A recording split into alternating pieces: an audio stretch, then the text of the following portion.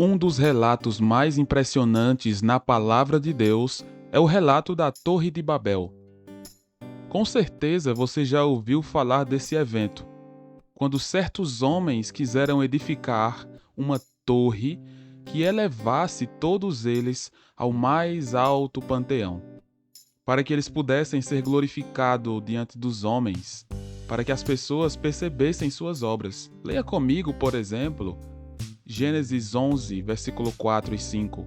Disseram: Vinde, edifiquemos para nós uma cidade e uma torre cujo topo chegue até aos céus, e tornemos célebre o nosso nome, para que não sejamos espalhados por toda a terra.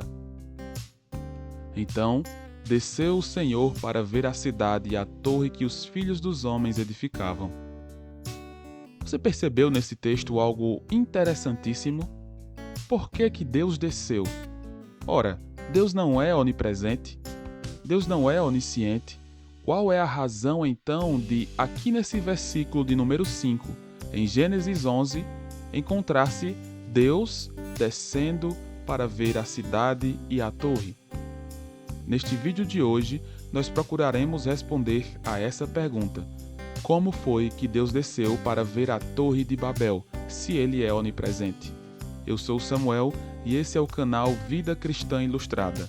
Que esse vídeo possa, além de responder a essa pergunta, edificar a sua vida. Que Deus te abençoe. Primeiramente, nós devemos compreender que a expressão Deus desceu é uma teofania, que significa uma manifestação especial em um determinado local da presença de Deus. A gente percebe isso constantemente na Bíblia.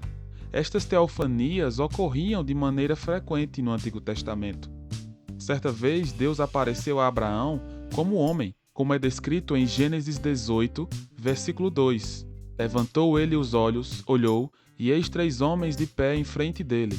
Vendo-os, correu da porta da tenda ao seu encontro, prostrou-se em terra e disse: Senhor meu, se acho mercê em tua presença, rogo-te que não passes do teu servo. O Senhor se apresentou a Abraão de maneira física, visível. Além disso, nós podemos perceber em Êxodo capítulo 3, quando Deus conversa com Moisés. Ali ele se apresenta de maneira visível também a Moisés.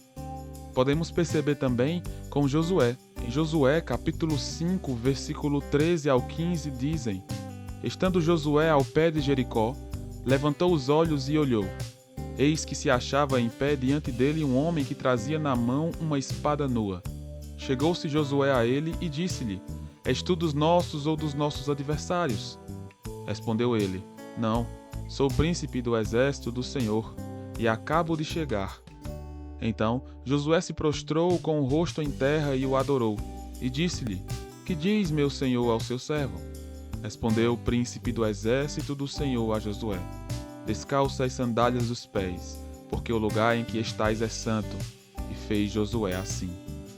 Além disso, o fato de Deus aparecer, de Deus descer, traz uma ironia por parte do autor de Gênesis, Moisés, que obviamente foi inspirado por Deus.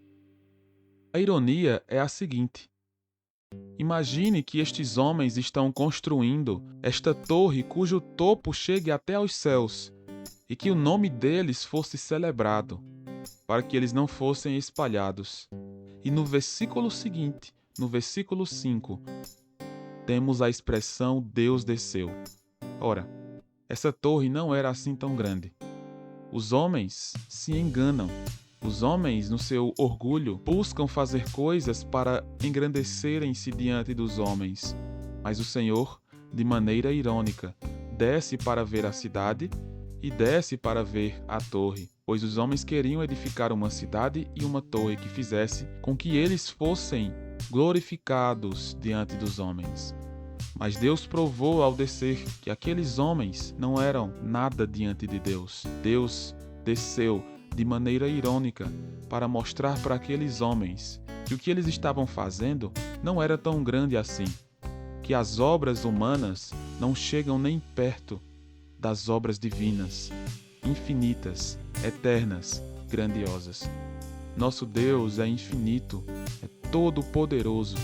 Então, Ele demonstra o seu poder quando ele desce para ver aquela torre, que não era tudo isso. E então, você já compreendia que Deus se manifestava às pessoas de maneira física e visível para cumprir a sua obra diante dos homens? E além disso, você já tinha percebido que isso se aplica também à Torre de Babel?